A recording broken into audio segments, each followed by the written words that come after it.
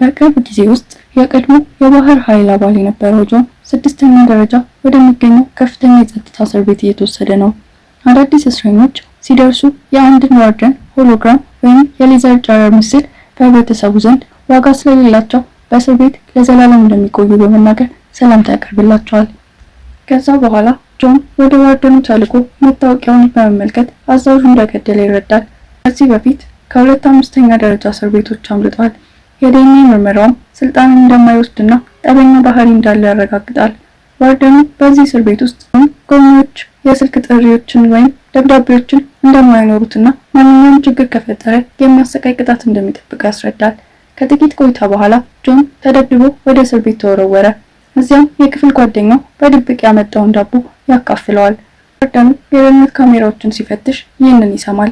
ምሽት ላይ ጆን አንድ የሚጮህ ሰው ሲወሰድ ያያል እና የክፍል ጓደኛው ወደ አብሶሎም ለጥፋተኛ የሚሆን ደሴት እንደሚወሰድ ያስረዳዋል። ሰውየው ዝም ብሎ ማውራት ሲጀምር ጠባቂዎቹ እንዳይሰሙ ጆን ዝም እንዲል ያደርጋል። በማግስቱ ጠዋት ጆን ሲነቃ የክፍል ጓደኛው እንደጠፋ ያያል። ወዲያውኑ ወደ ፍርድ ክፍል ይወሰዳል። እዚያም ሌሎች እስረኞች ሁሉ እየተመለከቱ ዋርደኑ ምግብ መደበቅ ትልቅ ወንጀል በመሆኑ በ10 ጅራፍ መቀጣት አለበት ይላል። የቤቱ መዋቅሩ ሲዞር የጆን የክፍል ጓደኛ ይገለጣል እና ዋርደኑ አንድ ጊዜ በኤሌክትሪክ ያቃጥለዋል። ጆን የቀሩትን 9 ጅራፎች እንዲመታ ሲነገረው እምቢ ይላል። ስለዚህ ዋርደኑ የክፍል ጓደኛውን በሽጉጥ እንደሚመታ ያስፈራራል። ከዚያም ጆን ለማዘናጋት የኤሌክትሪክ ጅራፉን ይዞ ዋርደኑ ታጋች ለማድረግ ይሮጣል። ነገር ግን በጠባቂዎች ስለተከበበ እንዲደበድቡት ከመፍቀድ ሌላ ምርጫ የለውም። ከጥቂት ሰዓታት በኋላ ሄሊኮፕተሩ ጆንን ወደ አብሴሎም ይዞት ይመጣል። ሄሊኮፕተሩ ከመሄዱ በፊት ጠባቂዎቹ ምንም ሳይናገሩ መሬት ላይ ይለውሩታል። ብዙም ሳይቆይ ጆን በአይጥ ተሸፍኖ ያገኛል። በፍጥነት በማራገፍ አካባቢውን ይመለከታል። በጫካ መካከል ያለ ይመስላል እና የተለያዩ እንስሳት ከሩቅ ይሰማሉ። ጆን መሮጥ ይጀምራል። ነገር ግን በዛፎቹ መካከል ሰዎቹ ሲሮጡ ሲያይ ይቆማል።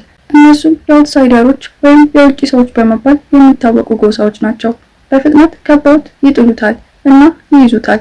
ከዛ በኋላ ጆን ወደ አውትሳይደሮች ሰፈር ይወሰዳል። እዚያም የአካባቢውን ሰዎች ልብሱን ለመስረቅ ይሞክራሉ። መሪ ማሪክ ያግዳቸዋል። ጆን ለ2 ሰዓታት በእስር ቤት ካሳለፈ በኋላ ማሪክን ለማየት ይላካል። እሱም በወዳጅነት ሰላምታ ሲሰጠው ይህን ቦታ የእረፍት ጊዜ ይለዋል። መንደሩ በጣም በከፋ ሁኔታ ውስጥ ያለ የተተወ የደሴቲቱ ሪዞርት ሲሆን እነዚህ ሁሉ ጠበኞች እስር ቤቶች በዓመታት ውስጥ ሲልኳቸው የነበሩ ወንጀለኞች ናቸው። ደሴቲቱ ላይ ያሉት ሁሉም ተግባራት አካላዊ ጥረት የሚጠይቁ ስለሆኑ ማሪክ ጆን በገንዳው ላይ ከራልፍ ጋር በመታገል ራሱን እንዲያረጋግጥ ይፈልጋል። ጆን በመረብ ላይ ተወርብሮ ቢላዋ ሲሰጠው ራልፍ ደግሞ አንድን ሐውልት በማውደም ራሱን ያሳያል። ያልተደነቀው ጆን ቢላውን ወርውሮ ራልፍን ደረቱ ላይ ወጋዋል። ይህም በመድረኩ ላይ እንዲመታና ወደ ውሃ ውስጥ እንዲወድቅ ያደርጋል። ማሪክ በዚህ ውጤት ደስተኛ ሆኖ ጆንን ለማመስገን ሲቀርብ ጆን መሳሪያውን ሰርቆ እሱን ወደ ውሃው ይገፋዋል። ከዚያም ጆን በሽጉጥ በማስፈራራት ህዝቡን አልፎ ለመተኮስ ይሞክራል። ነገር ግን ሽጉጡ አይሰራም። በምትኩ ወደ ጫካው ይወጣል። ስለዚህ አውትሳይደሮቹ ማሳደድ ይጀምራሉ። ህዝቡ እስከሚሄድ ድረስ ከዛፍ ላይ ተደብቆ ከቆየ በኋላ ጆን ዛፍ ላይ ጦር ይወጋል እና አንድ ሰው ሲያገኝ ይመለከታል። ከኋላው አዘናግቶ አንገቱን ከመስበሩ በፊት መሳሪያዎቹን ይሰርቃል። እንደገና መሮጥ ሲጀምር በአጋጣሚ ቁልቁል ተንከባሎ እግሩን ያቆስለዋል። ሲያስረውም አንድ አውትሳይደር ከተደበቀበት ቦታ ወጥቶ መታገል ይጀምራል። ጆን በቀላሉ አሸንፎ በራሱ ጦር ይገድለዋል። ድምፁ የት እንዳለ ያጋልጣል እና ሌላ አውትሳይደር ጆንን ማሳደድ ሲጀምር ጆን በአጋጣሚ ወጥመድ ያነቃቃል። የሚወዛወዝ ግንድ ወደ ታች ሲመጣ ጆን በጊዜ ያመልጣል። ስለዚህ ግንዱ አውትሳይደሩን ይገድለዋል። ጆን እንደገና መንቀሳቀስ ሲጀምር እስካብ እግሩን የሚወጋ ቀስት ይተኩሳል። ነገር ግን ጆን መሮጥ ይቀጥላል። በመጨረሻም አውትሳይደሮቹ በገደል ላይ ከበውት በመርዝ የተነከሩ ቀስቶችን በመተኮስ ወደ ውሃው እንዲወድቅ ያደርጉታል። እንደ ዕድል ሆኖ ጆን ከውድቀቱ ተርፎ በሌላኛው ቡድን በኢንሳይደሮች ወይም ውስጥ ሰዎች ተገኝቶ ወደ ተሻለ መንደራቸው ይወሰዳል። ይህ መረጃ ወዲያውኑ ወደ እስር ቤት ወደ ዋርደኑ ይደርሳል። ጆን ሲነቃ በእነዚህ እስረኞች ሰላማዊና የተደራጀ ህይወት ይደነቃል። መንደሩም ሲያስብ ወደ አንድ ሚስጥራዊ ህንጻ ለመግባት ሲሞክር ሃውኪንስ እና ስኩል ይህ ህንጻ ክልክል እንደሆነ ይነግሩታል። ከዚያም ጆን ከአመራሩ አባት በመባል ብቻ ከሚታወቀው ሰው ጋር ይታወቃል። ጆን ከአውትሳይደሮች ያመለጠ የመጀመሪያ ሰው መሆኑን ይጠቁማል። ከኢንሳይደሮች ጋር እንዲቀላቀል ይፈልጋል። ነገር ግን ጆን ከደሴቲቱ መውጣት ብቻ ነው የሚፈልገው።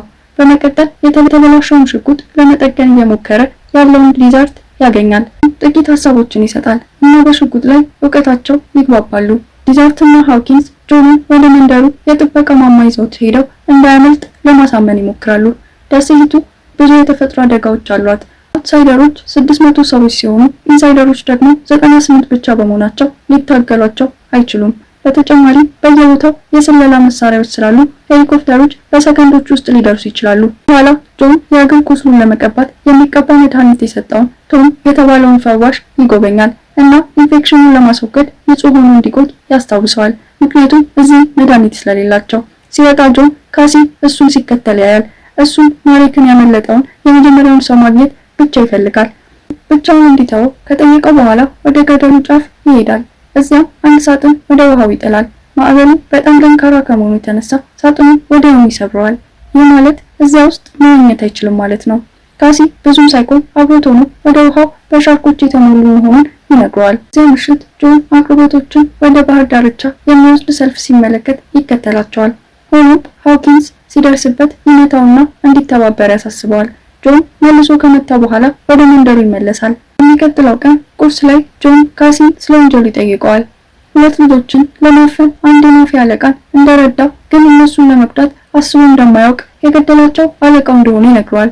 ጆን ሄሊኮፕተሩ ሲበር ሲያይ ካሲ ደሴቲቱ በወር 2 ጊዜ የአቅርቦት እቃዎች እንደሚደርሱት ነገር ግን አውትሳይደሮች ሁሉንም እንደሚሰርቁና ኢንሳይደሮች ምንም እንደማያገኙ ያስረዳል። ሄሊኮፕተሩ ሁልጊዜ በተለያዩ ቦታዎች ስለሚያርፍ አስቀድሞ ማቀድ አይችሉም። ከቁርስ በኋላ ጆን እና ካሲ አልኮል መስራት ኃላፊነት ወዳለበት ኪሊያን ይሄዳሉ። ጆን ትንሽ ሲጠጣ ሊያንቃው ሲል በመጠጡ ተናዶ ይህም ኪሊያንን አስቆጥቶት በቀላሉ ጆን ያመለጠውን ቡጢ እንዲመታ ያደርገዋል። በዚያን ጊዜ ደወል ይሰማሉ እና ሁሉም ኢንሳይደሮች ወደ በሩ ይሮጣሉ። ከጠባቂዎቹ አንዱ ለ2 ጊዜ በግዴታው ላይ አንቀላፍቷል። ይህም ቤታቸውንና ህይወታቸውን ለአደጋ ማጋለጥ እንደሆነ ይቆጥራሉ። ቅጣቱ ደግሞ መሰደድ ነው። ስለዚህ ጆን ሰውየው ከወጣ በኋላ ወደ ጫካ ሲሄድ ይመለከታል። ይህ በእንዲህ እንዳለ አውትሳይደሮቹ በተጠበሱ አይጦች ላይ እየተጣሉ ነው እና ማሪክ እንዲረጋጉ ማድረግ አለበት። ህዝቡ ስለ ሄሊኮፕተሩ አቅርቦቶች ሲጠይቅ ማሪክ ጥሩ ባህሪ ካሳዩ ነገ እንደሚያስረክብ ይናገራል። በመካከላቸው አንዱ በማሪክ ጨካኝ ህጎች ደክሞታል እና ጆን እንዳሸነፈው ይጠቁማል። ስለዚህ እሱ አዲሱ መሪ መሆን አለበት ሲል ማሪክ በቁጣ አንገቱን ይቆርጠዋል። እዚያም ማሪክ ስካብን በመጨረሻ ኢንሳይደሮች እንደሚያጠቁ ይነግረዋል።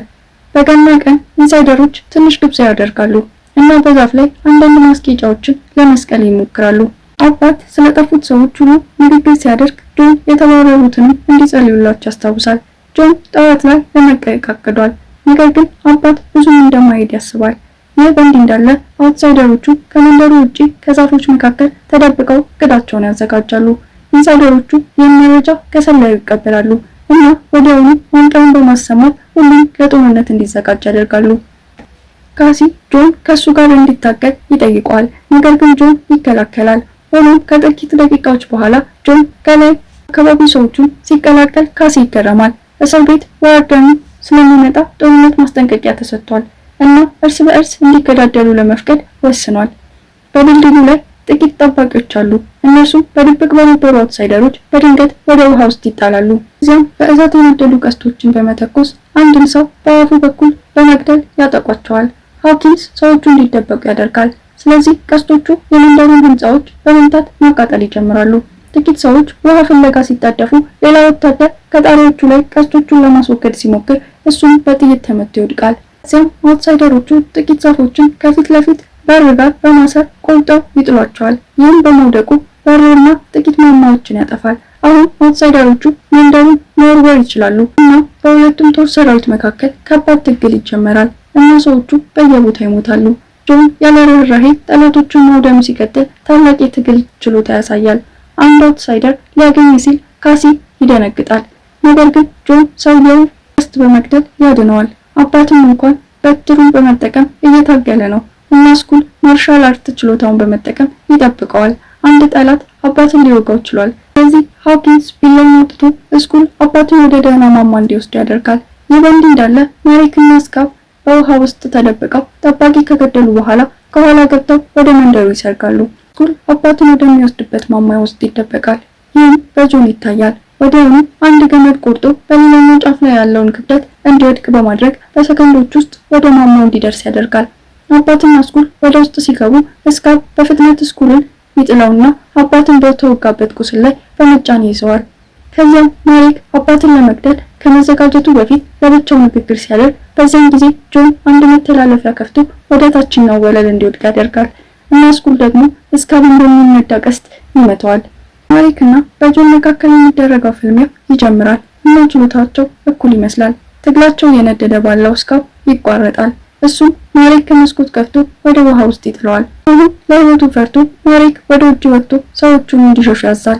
ስለዚህ ከመንደሩ ይሮጣሉ። ከጥቂት ደቂቃዎች በኋላ ኢንሳይደሮቹ ሁሉንም አካላት አሉ እና አባት ለነሱ ክብር ጥቂት ቃላትን ይናገራል። ጆን እሳቱን ከሩቅ ሲመለከት በጦርነቱ ወቅት ሲቪሎችን የገደለበትን ትዝታ ያመጣበታል። ያን አንድ መጠጥ አመጣለትና አባት ሚስቱ በአጠራጣሪ ሁኔታ ስለሞተች ወንጀለኛ መሆኑን ነገር ግን በቂ ማስረጃ ባለመኖሩ በደሴቲቱ ላይ ብቸኛ ንጹህ ሰው እሱ ብቻ እንደሆነ ይነግራል። በማግስቱ ጠዋት ጆን አንዳንድ ኢንሳይደሮች አቅርቦቶችን ከመንደሩ ሲያወጡና ወደ ባህር ዳርቻ ሲከተላቸው ያያል። እዛም በድብቅ አንድ ጀልባ እንደሰሩ ሲረዳ ይደነግጣል። ወደ አባት ተመልሶ ይሮጣል። እሱም ከጅምሩ ለማምለጥ እቅድ ሲሰሩ እንደነበር ያረጋግጣል። ጀልባው በዲዛርት የተሰራ በመሆኑ በራዳሮች እንዳይታወቅ የሚያስችል የማቀዝቀዣ ስርዓት አለው። እንዳለመታደል ሆኖ ሌሎች ዳሳሾች ጀልባውን ያገኙታል እና ሄሊኮፕተሮቹ ወዲያውኑ እሱን ለመምታት ይመጣሉ። የተመለከቱትንም ቡድኖች ለመተኮስ ይሞክራሉ። ነገር ግን ኢንሳይደሮቹ ከድንጋይ ጀርባ ተደብቀው ይተርፋሉ። ከዛ በኋላ አባት ዋርደኑ በመካከላቸው ሰላይ እንዳለው ያስባል። ጆን በሚቀጥለው ጀልባ ላይ መሆን ይፈልጋል። ነገር ግን ሃኪንስ እና አባት ለዓመታት ሲጠብቁ የቆዩ ሰዎች እንዳሉ ይጠቁማሉ። ጆን ተራውን መጠበቅ አለበት። ከጥቂት ጊዜ በኋላ ጆን ዲዛርትን ይጎበኛል። እሱ አዲስ ጀልባ መስራት ጀምሯል። በዚህኛው ላይ ዲዛርት ይሄድ እንደሆነ ሲጠይቀው ሰውየው አልሄድም ይላል። 30 ዓመታት በፊት ለገንዘብ ሲል በጣም ኃይለኛ ቦምብ እንደሰራና ለምን እንደሰራው ግድ እንዳልሰጠው ይናገራል። 50 ሰዎች ስለሞቱ ዲዛርት በደሴቲቱ ላይ መሆን እንደሚገባ ያስባል። ከዛም ጆን ዲዛርት የቆየ ሮሌት ሞተር እንዳለው ነገር ግን የዲስ ክፍል እንደሌለው ያያል። ከዛ በኋላ ጆን ለአባት አንድ ሀሳብ ያቀርባል። የጎደለውን የሞተር ክፍል ከማሪክ ካምፕ አምጥቶ እና ለካሲ በሚቀጥለው ጀልባ ላይ ቦታ እንዲሰጣቸው ይጠይቃል። አባትም ማሪክ ሌሎቹን እስረኞች ለማዳን ስለ ደሴቲቱ ለህብረተሰቡ እንደሚናገር ቃል ከገባ ይስማማል። ሲወጣ ጆን ሃኪንስን ያገኛል። እሱ ወደ ማሪክ ካምፕ የሚወስደውን አስተማማኝ መንገድ የያዘ ካርታ ይሰጠዋል። ካርታም ጥቂት ሞሎቶቭ ቦምቦችን ይሰጠዋል። ካሲም አብሮት መሄድ ይፈልጋል። ነገር ግን ጆን ከዛፍ ጋር በመግፋት አደጋዎቹ በመግለጽ ጓደኛው እንዲቆይ ያሳምነዋል። ይህ በእንዲህ እንዳለ ማሪክ ሁሉንም የቡድን መሪዎች እንደገደለ ለሰዎቹ ይናገራል እና ጭንቅላታቸውን መሬት ላይ በመጣል ምንም ተጨማሪ አላስፈላጊ ትግል እንደማይፈልግ ያውጃል። ከጥቂት ሰዓታት በኋላ ጆን ወደ አውትሳይደሮች ካምፕ ይደርሳል እና ካሲ እሱን ሲከተለው እንደነበር ሲያውቅ ይደነግጣል። በድንገት ካሲ ወጥመድ ላይ በመርገጥ ከዛፍ ላይ ይንጠለጠላል። ከመታለቁ በፊት አውትሳይደሮቹ በፍጥነት ይዘውት ወደ መንደራቸው ይወስዱታል። ህዝቡ እየሳቀ ማሪክ ሲያፌዝበት እና አንገቱ ላይ የመስታወት ስብርባሪዎች እንዲታሰሩበት ያዛል። ጆን ይህንን ትኩረትን የሚከፋፍል ነገር በመጠቀም ወደ ውስጥ ይደርሳል እና በፍጥነት ደረጃው ላይ ያለውን ጠባቂ ይላል። የጎደለውን ክፍል ካገኘ በኋላ ገመድ በመጠቀም ወደ አንድ ማማ ላይ ይወጣል እና ሁለት ተጨማሪ ጠባቂዎችን ላይ ይተኩሳል። ከመስኮቱ ሲመለከት ካሲ እየተሰቃየ መሆኑን ያያል። አንድ ሞልቶውን ወደ አንድ ህንጻ ውስጥ በመወርወር ትልቅ ፍንዳታ እንዲፈጠር ያደርጋል። ህዝቡ አጥቂውን ለመፈለግ ሲጣደፍ ጆን ካሲ ከስቃዩ ለማላቀቅ ይታደፋል። ሆኖም ማሪክ እቅዱን ስለተረዳ አሁን መንገዱን ይዘጋዋል። ሁለቱም ወደ ገንዳ ውስጥ ይጣላሉ እና ማሪክ እርስ በርስ እንዲጣሉና አንደኛው እስኪሞት ድረስ እንዲዋጉ ያዛል። ካልታዘዙ ሁለቱንም እንደሚገድላቸው ያስፈራራል። ካሲ ጆንን የሚያጠቃ መስሎ በመቅረብ ኢንሳይደሮቹ እንዲያመልጡ ጆን እንደሚያስፈልጋቸው ይነግረዋል። ጆን ጓደኛውን ለመግደል እምቢ ስላለ ካሲ ራሱን በጦር ላይ በመወርወር ይሞታል። በኋላ ማሪክ ጆንን ለመግደል ጊሎቲን ያዘጋጃል። ነገር ግን በኢንሳይደሩ ሰላይ ይወድቃል። ሰውየው ማሪክ ለሁለተኛ ጥቃት ቡድኖቹን እንዳሰባሰበ ይነግረዋል። ስለዚህ ጆን ወደ ኢንሳይደሩ መንደር ተመልሶ ለአባት እንዲነገር ይነግረዋል። በማግስቱ ጆን ወደ መንደሩ ተመልሶ ለዲዛርት የሞተሩን ክፍል ሰጥቶት በፍጥነት እንዲሰራ ያሳስበዋል። ከዚያም ስለመጪው ጥቃት ለሌሎቹ ሲነግራቸው አባት በአልጋ ላይ ታሞ መሆኑን ያስተውላል። ጆን ጦርነቱን ለማሸነፍ በቂ የጦር መሳሪያዎችን ወይም መከላከያዎች እንደሌላቸው ስለሚያስብ መንደሩን መልቀቅ እንዳለባቸው ይናገራል። ሃኪንስ ይህ ቤታቸው ስለሆነ ይቆጣል። ነገር ግን አባት ከጆን ጋር ተስማምቶ ሃኪንስ እንዲለቁ ዝግጅት እንዲያደርግ ያዛል። በማግስቱ ጠዋት ሰዎቹ መውጣት ሲጀምሩ ጆን አባትን በአልጋ ላይ ያገኘዋል። ያለተገቢ ሕክምና በአንድ ወር ውስጥ የሚገድለው ገዳይ በሽታ እንዳለበት ይናገራል። ሃውኪንስ ቢጠራጠርም ይህንን ማንም አያውቅም።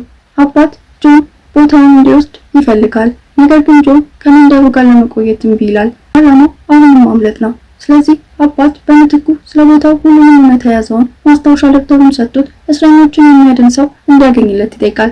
ከዛ በኋላ ጆን ዲዛርት ጋር ሄዶ ጀልባውን እንደጨረሰ ያያል። ክሩት እሳቱ ጆን የገደለበትን ጊዜ ያስታውሰዋል። እናም ይናደዳል። ከዛም ይሄዳል። በዚህ ምሽት ጆን ለአባት በጦርነቱ አለቃው በመቶዎቹ የሚቆጠሩ ሲቪሎችን እንዴት እንዲገድላቸው እንዳደረገውና መንግስት እንዴት እንደሸፈነው ይነግረዋል። ጆን እውነቱን ለመናገር ሲሞክር ማንም ስላላመነው የበቀል እርምጃ ለመውሰድ አለቃው እንደገደለ ይናገራል። በማግስቱ ጠዋት ጆን የኢንሳይደሮችን ሰላይ ጭንቅላት ውጪ በጦር ላይ ተሰክቶ ያያል። ደግሞ ሁሉንም ነገር በካሜራ ሲመለከት አውትሳይደሮቹ ከተደበቁበት ቦታ ወጥተው መንደሩን ሲወሩ ባዶውን ያገኙታል። በማሰብ ይስቃሉ። ነገር ግን ጆን በመታጠቂያው ላይ በተገጠመው ሽጉጥ በመተኮስ አብዛኞቹን ጠላቶች የሚገድል ትልቅ ፍንዳታ ይፈጥራል። ከዚያም ኢንሳይደሮቹ ይወጣሉ እና ቁጥራቸው ስለጨመረ አውትሳይደሮቹ በፍርሃት ይሸሻሉ። አባት ውጤቱን ለማየት ክፍሉን ለቆ ወደ ማማው ሲሄድ ማሪክ ቅብሉ ስኩልን በፍጥነት ይገድላል። ከጆን ጋር መዋጋት ይጀምራል። ጥቂት ቡጤዎችን ከተለዋወጡ በኋላ ገደል ላይ ተንጠልጥሎ ይተወዋል። ማሪክ ሊገድለው ሲል አባት ከኋላው ይይዘውና ማሪክን ሊገድለው አባትን ይወጋዋል። ከዚያም ጆን ተመልሶ ማሪክን በመምታት በጦር ላይ ወድቆ እስኪሞት ድረስ ይከፋዋል። ከዛ በኋላ ጆን በባህር ዳርቻ ላይ እሳት እሱና ሃውኪንስ ዲዛርት ጋር ሄደው እሱ ሞቶ ጀልባውን በእሳት እየነደደች ያገኙታል። ዲዛርት በእጁ አንድ የአንገት ሐብል ይዞ ያገኙታል። ሁለቱም የቶም መሆኑን ወዲያውኑ ይገነዘባሉ። እሱ የዋርደኑ ሰላይ መሆኑን ያሳያል። ወደ ፈዋሽ ቤቱ ሮጠው ሲሄዱ ከጅምሩ ማስተላለፊያ እንደነበረውና ዋርደኑ በመሰሉ ምትክ ነፃነት እንደሰጠው ቃል እንደገባለት ሄሊኮፕተሩ እሱን ለመውሰድ እንደሚመጣ ስለሚያውቅ ጆን የማረፊያ ቦታውን እንዲቀይር ያስገድደዋል። ከጥቂት ጊዜ በኋላ ቶም እንደ ማድመጃ በሜዳው መካከል ይገኛል። ሄሊኮፕተሩ ሲያርፍ ኢንሳይደሮቹ ሁሉንም ወታደሮች ለመግደል ከተደበቁበት ቦታ ይወጣሉ። ጆን ዋርደኑን እንዳያመልጥ ወደ ሄሊኮፕተሩ በፍጥነት ይገባል። ካስፈራራው በኋላ ዋርደኑን ገፍቶት ከቶም ጋር ይተዋዋል። ጆን የላይኛውን ወንበር በመያዝ ከኪሊያን እና ከጥቂት ሌሎች እስረኞች ጋር ይበራል። በጫካው ውስጥ ደግሞ ቶም እና ዋርደኑ በአውትሳይደሮች ተከበው ይቀራሉ። ቪዲዮውን ከወደዱት ቻናሉን ላይክ ማድረግ እና ሰብስክራይብ ማድረግ አይርሱ። በሚቀጥለው ጊዜ እንገናኛለን።